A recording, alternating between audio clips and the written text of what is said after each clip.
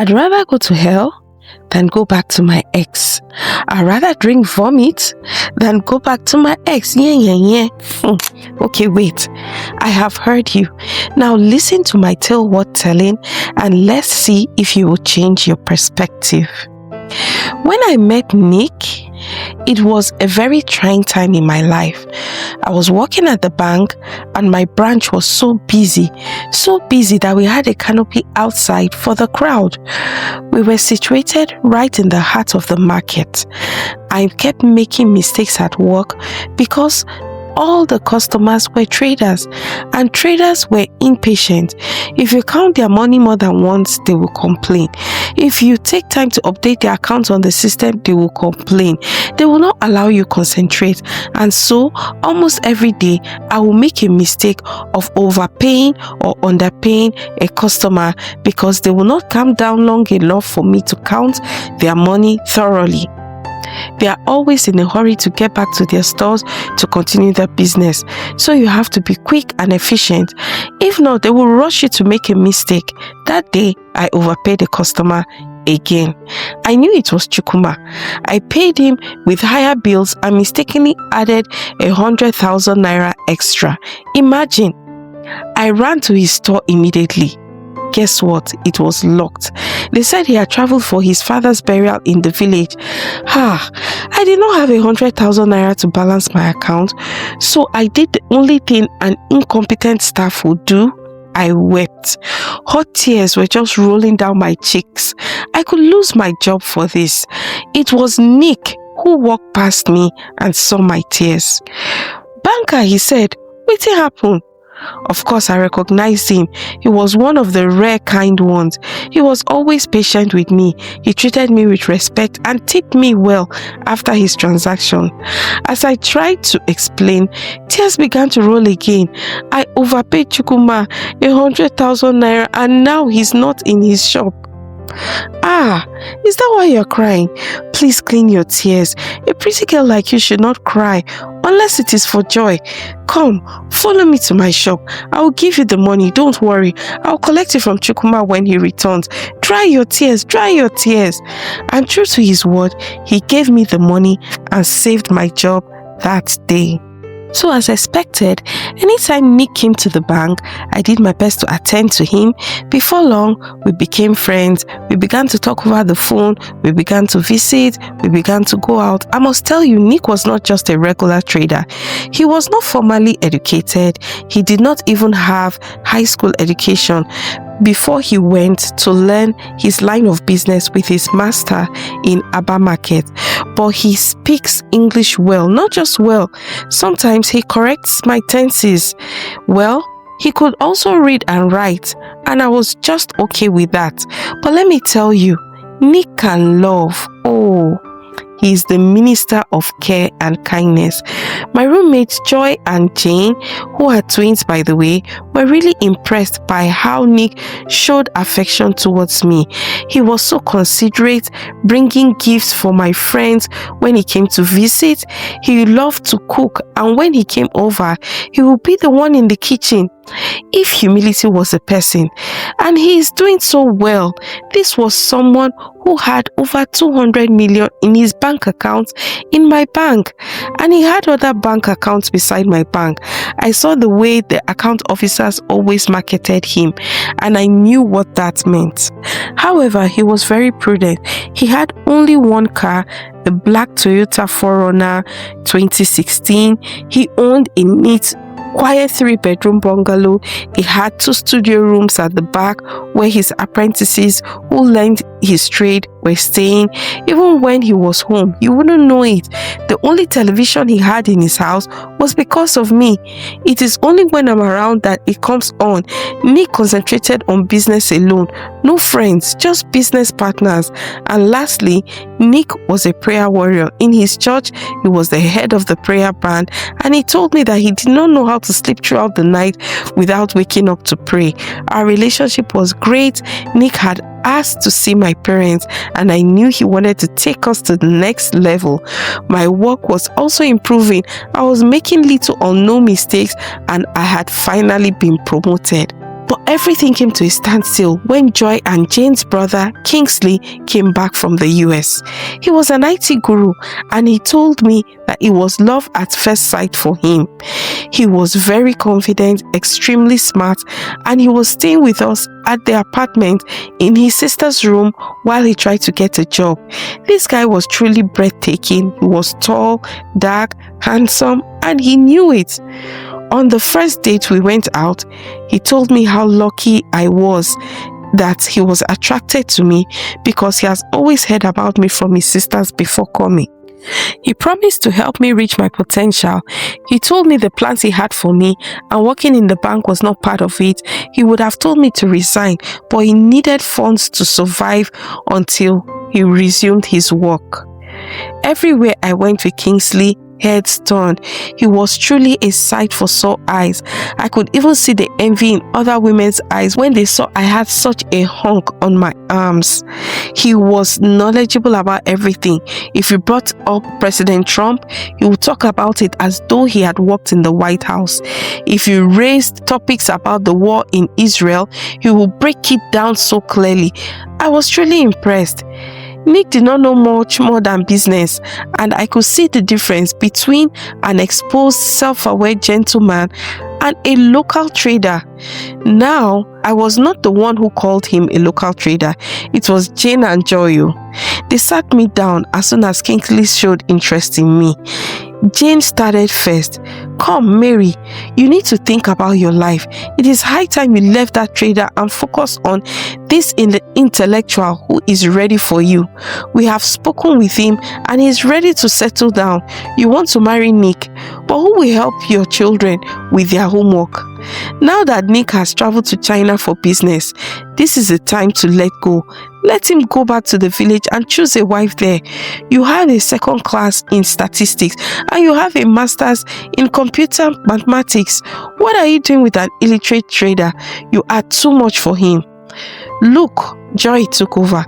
"Let us weigh the two. We have Kingsley Anozie, and on the other hand, what is that your trader's name again? Nicholas." As soon as I said Nicodemus Chimarobi, these girls just burst out laughing and they fell off their chairs. "Nicodemus!" they both screamed. No wonder. Now he has shrunk in our eyes. Mary, you need to step up. That name alone is minus 100 marks. I was totally embarrassed. Kingsley was very different from Nicodemus. Kingsley knew all the designers, he wore high-end brands, but Nicodemus wasn't bothered by appearance. He wore a blue faded jeans and V-neck white t-shirt always. So when Nicodemus returned from his trip, I was not there to welcome him. I did not pick his calls, and when he came to see me at work, I was always busy. How could I date someone called Nicodemus? I was ashamed to be seen with him. Kingsley looked so much presentable and forward-thinking, so I sent Nicodemus a long text about how our destinies did not align and how I needed someone who would lift me up, not bring me down. I felt I was doing what was best for me. He was downcast, and he told me to give him time, that he would become all I wanted because he had prayed and he knew I was the one. I did not want to hear any of it. Wait, let me describe another difference for you. On my birthday, Nicodemus took me to point and kill spot. You know the kind now, where you choose fish as it swims in the pond. But Kingsley took me to a sophisticated restaurant for Valentine and presented me with a warm white towel to clean my hands. They brought a menu for drinks and food. You could feel that this was where I belonged. It was not really about the money. It was about class, and I wanted to be in first class. My friends kept encouraging me that Kingsley was made for me, Nicodemus was not, and eventually he would turn me to a market woman. Kingsley was back for only 6 months, and the kind of job he was after was taking time. I had lent him almost ₦1 million, but I didn't mind since we were going to be married eventually. He assured me that once he got the dream job at Nestle, he would compensate me well. We would go to Seychelles for our honeymoon. He would change my Corolla to a G-Wagon. Daydreaming became my best friend. I pictured myself running along the sandy beach with my man. It was not the way Kingsley spent my money that bothered me, or the way he used my car that got me worried. It was when I noticed him hiding his phone. I was not stupid. I knew that was a maroon flag. Everyone knew us as a couple. Does it matter if I have some privacy on my phone? That was his response when I summoned the courage to ask him. I remembered Nicodemus. He never hid anything. I used to even pick his calls freely. So what did this mean? It was as if someone tapped me and I woke up. I could hear Kingsley was talking with his sisters. He was telling them that if he did not get the job, he would have to go back to Clara and the kids in the US. Kids? He said she had already sent him money for his ticket. Joy spoke. Why not take the lecturing job? Mary will support you. You told us that you were looking for a wife in Nigeria, and we told her to leave her man for you. But we can see now that you are just using her. Kingsley cut her off. Please, I don't have time for Mary now, and I am not yet ready to settle down. All I need is her money, and she's being generous enough. Jane was upset. No, this is not what you told us. You told us you were coming to get married to a Nigerian, and we prepared her for you. Why are you going back on your word? As I turned to go back to my room, I think they heard me. They ran out immediately. They were not sure how much I had heard, but Kingsley followed me to my room, trying to explain. I was quiet. Then he suggested we go for a drive to talk. He picked up my car keys. I should have refused. I should have walked out on him, but instead I followed him to the car. The atmosphere was tense as we drove. Kingsley kept trying to cajole me. Even if he did not get the job, we will get married before the end of the year, he promised. Then I noticed in front of us a trailer swaying from side to side. I was scared.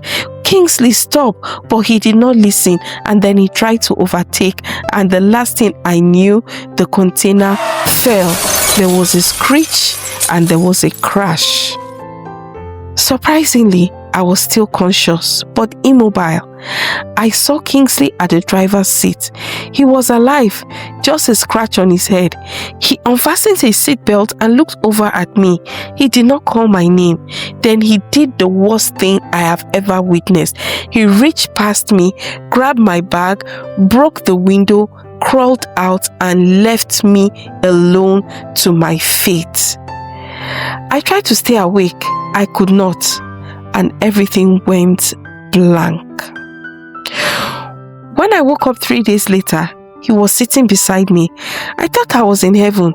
His head was bowed down and his lips were moving silently in prayer. I called out to him, but it only came as a whisper. Nick! He did not hear me. I tried again and I squeezed his hand. The way he leaped for joy. He ran immediately to call the doctor and the nurse, and so began my recovery journey. The doctor was pleased with my memory and healing, and I tried to talk to Nicodemus, but he kept saying, "Get well first. Don't worry about anything. Just get well." It was later on that the twins came to visit. They were so relieved I was awake. They sat with me for a while and urged me to eat the fruits they had brought. But Nick reminded them that the doctor had put me on a very strict diet. I was growing stronger and Nick was with me all day, all night. I had not seen Kingsley's shadow even once. But I remember he had taken my bag. It was the evening that the twins came again and I asked them, "Where is Kingsley?" He took my bag, and Nick told me not to worry about it. But the girls with tears in their eyes came to apologize. Their brother had been heartless. He had left the scene of the accident and gone home. They had to confront him about my whereabouts before he admitted that there had been an accident. They began searching for me. I was in a different hospital, so they had to go and appeal to Nicodemus at his shop. And they told me Nick had dropped everything and stayed by my side from that moment. He had settled the bills and refused to let me worry about anything. I was deeply grateful for his presence, for his care, and for not giving up on me. The day I was discharged, Nick made sure I had settled in comfortably and I was well fed. Just as I was about to drift to sleep, I said with a yawn, Ah, Nick, please forgive me. My Mary, he said, cutting me off gently. Listen to me. He held my hands and looked deeply into my eyes. You are my angel and you can do no wrong in my eyes. I am just so glad to have you back. Please promise me you won't go away again. So, my friends, if it were you, what would you have answered? Would you choose the returnee who wrecked my car, abandoned me at the scene of an accident, and used my ATM card to drain the remaining 200,000 naira in my account? Or my beloved Nicodemus, who never stopped caring about my well-being? I made a mistake. I was carried away by superficial things, but I am glad that the real deal did not give up on me. And that, my viewers, is how I went back to my ex. And I am so glad he gave me a second chance. So who is with me? Will you go back to your ex, or would you rather go to hell? Thank you for listening to this tale worth telling. Please subscribe, like, and share. Goodbye.